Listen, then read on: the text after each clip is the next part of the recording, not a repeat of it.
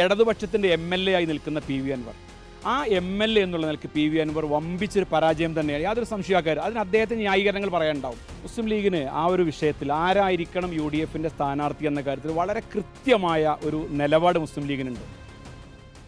ഞാൻ ഇന്നലെ നടത്തിയിട്ടുള്ള ഫേസ്ബുക്ക് പോസ്റ്റിലെ എൻ്റെ ഒരു അഭിപ്രായ പ്രകടനം അത് വാസ്തവത്തിൽ രാഷ്ട്രീയമായി നിലമ്പൂരിൽ ചർച്ച ചെയ്യപ്പെടേണ്ട ഒരു വിഷയമാണ്. അത് പി വി അൻവറിനെതിരെയുള്ളൊരു വിമർശനം എന്നതിനപ്പുറം ഇവിടെ ഈ തെരഞ്ഞെടുപ്പിൽ ചർച്ച ചെയ്യപ്പെടാൻ പോകുന്ന രാഷ്ട്രീയത്തിൻ്റെ ഒരു കൃത്യമായ അതിൻ്റെ ഒരു ത്രെഡ്, മെയിൻ പോയിൻ്റാണ് ഞാൻ അതിൽ പറയാൻ ശ്രമിച്ചിട്ടുള്ളത്. അത് ഫേസ്ബുക്ക് പോസ്റ്റിലാവുമ്പോൾ അതിന് ചില പരിമിതികളുണ്ട്. ആ പരിമിതികൾ ചുരുക്കി പറഞ്ഞു എന്ന് മാത്രം. കഴിഞ്ഞ 9 വർഷം ഇവിടെ പി വി അൻവർ MLA ആയി നിന്ന് ഇവിടെ നടത്തിയ പ്രവർത്തനങ്ങൾ, ആ പ്രവർത്തനങ്ങൾ വിജയകരമായിരുന്നില്ല എന്നാണ് UDFൻ്റെ വിലയിരുത്തൽ. അത് മുസ്ലിം ലീഗിൻ്റെ നിയോജകമണ്ഡലം പ്രസിഡന്റ് എന്നുള്ള നിലക്കും UDFൻ്റെ നിയോജകമണ്ഡലം ചെയർമാൻ എന്നുള്ള നിലക്കും രാഷ്ട്രീയമായി UDFൻ്റെ നിലപാട് അതുതന്നെയാണ്. ഈ 9 വർഷത്തെ പി വി അൻവർ MLAയുടെ പ്രവർത്തനങ്ങൾ തൃപ്തികരമായിരുന്നില്ല എന്നതുകൊണ്ടാണ് അദ്ദേഹം MLA സ്ഥാനം, നിലവിൽ കേരളം ഭരിച്ചുകൊണ്ടിരിക്കുന്ന വളരെ സുശക്തമായ ഒരു മുന്നണിയുടെ ഭാഗമായി നിൽക്കുന്ന അദ്ദേഹം ആ MLA സ്ഥാനം വലിച്ചെറിഞ്ഞ് അദ്ദേഹം ജനങ്ങൾക്കിടയിലേക്ക് ഇറങ്ങിയത് 9 വർഷത്തെ തൻ്റെ പ്രവർത്തനങ്ങൾ തൃപ്തികരമായിരുന്നില്ല. താൻ ആഗ്രഹിക്കുന്ന പോലെ നാടിനു വേണ്ടി വികസന പ്രവർത്തനങ്ങൾ എത്തിക്കാൻ രാഷ്ട്രീയമായൊരു പിന്തുണ ഇടതുപക്ഷത്തിൽ നിന്ന് ലഭിക്കുന്നില്ല എന്ന് പറഞ്ഞുകൊണ്ടാണ് അദ്ദേഹം യുദ്ധപ്രഖ്യാപനം നടത്തി വന്നിട്ടുള്ളത്. അത് ചർച്ച ചെയ്യപ്പെടാതെ പോകുന്നത് ശരിയല്ല എന്നുള്ളത് കൊണ്ടാണ് ഈ തെരഞ്ഞെടുപ്പിൽ മറ്റു ചെറിയ ചെറിയ വിഷയങ്ങൾ UDFൻ്റെ സ്ഥാനാർത്ഥികൾ ചില വിഭാഗീയതകൾ പറഞ്ഞുണ്ടാക്കി ആ വിധത്തിലേക്ക് ഡൈവേർട്ട് ചെയ്ത് കൊണ്ടുപോകുന്നതിനെതിരെയുള്ള ഒരു പ്രതിഷേധമാണ് വാസ്തവത്തിൽ എൻ്റെ ഫേസ്ബുക്ക് പോസ്റ്റിലൂടെ ഞാൻ കാണിച്ചിട്ടുള്ളത്.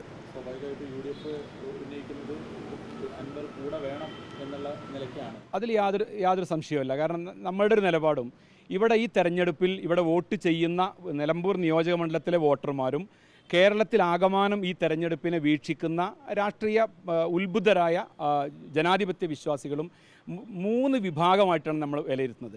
ഒന്ന്, കഴിഞ്ഞ 9 വർഷക്കാലം ഈ നാട്ടിൽ സമാനതകളില്ലാത്ത വിധം നാട്ടിൽ പ്രയാസങ്ങളും കുഴപ്പങ്ങളും കലഹങ്ങളും സാമുദായികമായ സംഘർഷങ്ങളും സാമുദായിക അനാരോഗ്യകരമായ ധ്രുവീകരണങ്ങളും ഒക്കെ ഉണ്ടാക്കി തങ്ങളുടെ അധികാരം നിലനിർത്താൻ വേണ്ടി പരിശ്രമിച്ചു കൊണ്ടിരിക്കുന്ന വളരെ വഴിവിട്ട ഒരു നയനിലപാട് സ്വീകരിക്കുന്ന ഇടതുപക്ഷത്തിൻ്റെ പിണറായിസത്തെ സപ്പോർട്ട് ചെയ്യുന്ന ഒരു വിഭാഗം ആളുകളും ഒരു സംവിധാനങ്ങളും അതൊരു ഭാഗത്ത്.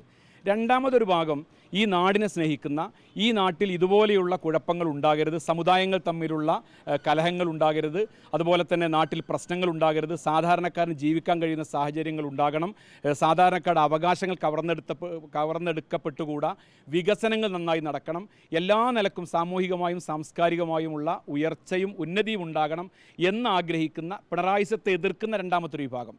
പിന്നെ മൂന്നാമത്തൊരു വിഭാഗമുള്ളത് അവർക്ക് രാഷ്ട്രീയമായി ഒരുപക്ഷെ പിണറായിസത്തോട് താല്പര്യമില്ല, അതല്ലെങ്കിൽ UDFനോട് താല്പര്യമില്ല, അവർ ഒരു മൂന്നാം ചേരിയാണ്.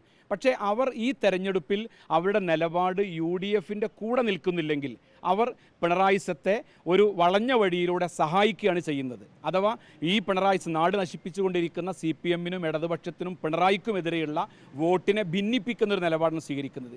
ഈ 3 വിഭാഗത്തിൽ ഏതെങ്കിലും ഒരു വിഭാഗത്തിലെ ഒരു ജനാധിപത്യ വിശ്വാസിക്കും ഒരു വോട്ടർക്കും നിലനിൽക്കാൻ സാധിക്കുകയുള്ളൂ. UDF പറയുന്നത് ഈ സർക്കാരിനെതിരെയുള്ള ഒരു വിധിയെഴുത്താക്കി നിലമ്പൂർ ഉപതെരഞ്ഞെടുപ്പിലെ ഫലം മാറണം, അതിൻ്റെ ഭൂരിപക്ഷം പരമാവധി വർദ്ധിപ്പിക്കണം. അത് വർദ്ധിപ്പിക്കാൻ പിണറായിസത്തിൻ്റെ എല്ലാ കൊള്ളരുതായ്മകളെയും കൃത്യമായി തിരിച്ചറിഞ്ഞ് അതിനെതിരെ ഏറ്റവും ശക്തമായ നിലപാട് സ്വീകരിച്ച പി വി അൻവറിൻ്റെ സപ്പോർട്ടും അദ്ദേഹത്തിൻ്റെ പിന്തുണയും അദ്ദേഹത്തിൻ്റെ എല്ലാ നിലക്കുമുള്ള സർവാത്മന പിന്തുണക്കുന്ന രൂപത്തിലുള്ള ഒരു സഹായവും UDFന് ഉണ്ടാകണം എന്നാണ് ഞങ്ങൾ വിശ്വസിക്കുന്നത്, ആഗ്രഹിക്കുന്നു. അങ്ങനെ തന്നെയാണ്. വമ്പിച്ച പരാജയമായിരുന്നു പി വി അൻവർ എന്ന് പറയുമ്പോൾ തന്നെ UDFൻ്റെ മുന്നണി പ്രവേശന ചർച്ചകളും സജീവമായിട്ട് നടക്കുകയാണ്. അപ്പോൾ അതിൽ നിലമ്പൂരിലെ മണ്ഡലം പ്രസിഡന്റ് എന്ന നിലയ്ക്കുള്ള താങ്കളുടെ അഭിപ്രായം എന്താണ്? അതിൽ പി വി അൻവറിനെ നമുക്ക് 2 ഭാഗമായിട്ട് കണക്കാക്കാൻ പറ്റും. ഒന്ന്, ഇടതുപക്ഷത്തിൻ്റെ MLA ആയി നിൽക്കുന്ന പി വി അൻവർ, ആ MLA എന്നുള്ള നിലയ്ക്ക് പി വി അൻവർ വമ്പിച്ചൊരു പരാജയം തന്നെയാണ്, യാതൊരു സംശയക്കാരും. അതിന് അദ്ദേഹത്തിന് ന്യായീകരണങ്ങൾ പറയാനുണ്ടാവും, അദ്ദേഹത്തിൻ്റെതായ കാരണങ്ങൾ പറയാനുണ്ടാവും. നമ്മുടെ നാട്ടിൽ വികസന മുരടിപ്പ് ഉണ്ടായിട്ടുണ്ട് എന്ന് എല്ലാവരും സമ്മതിക്കുന്നതാണ്. ബൈപ്പാസ് ഉൾപ്പെടെയുള്ള അടിസ്ഥാനപരമായ വികസന കാര്യങ്ങളിൽ ഒരു ചെറിയ ഒരു പുരോഗതി പോലും ഉണ്ടാക്കാൻ കഴിയാതെ പോയ 9 വർഷക്കാലമാണ്. അത് വികസന മുരടിപ്പിൻ്റെ കാലമാണ്. അത് MLA ആയി തുടരുന്ന പി വി അൻവർ അദ്ദേഹത്തിൻ്റെ ഡ്യൂട്ടി നിർവഹിക്കാൻ കഴിയാതെ നാട്ടിൽ വികസനം കൊണ്ടുവരാൻ കഴിയാത്ത ഒരു കാലമായി ഞങ്ങളത് രാഷ്ട്രീയമായി വിലയിരുത്തുന്നു. പക്ഷേ അദ്ദേഹം ആ ഒരു തെറ്റിനുള്ള പ്രായശ്ചിത്തം അദ്ദേഹം ചെയ്തു.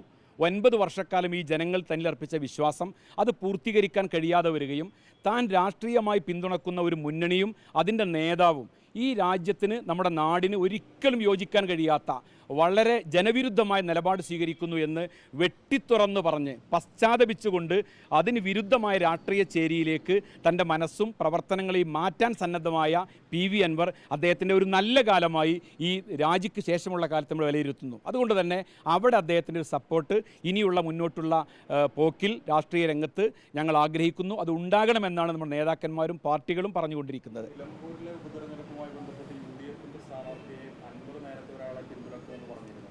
ആ രീതിയെ മുസ്ലിം ലീഗ് നിലമ്പൂരിലെ നേതൃത്വം എങ്ങനെയാണ് കാണുന്നത്? അൻവർ പറഞ്ഞ സ്ഥാനാർത്ഥിക്ക് തന്നെയാണ് സാധ്യത എന്ന രീതിയിൽ പ്രചാരണം.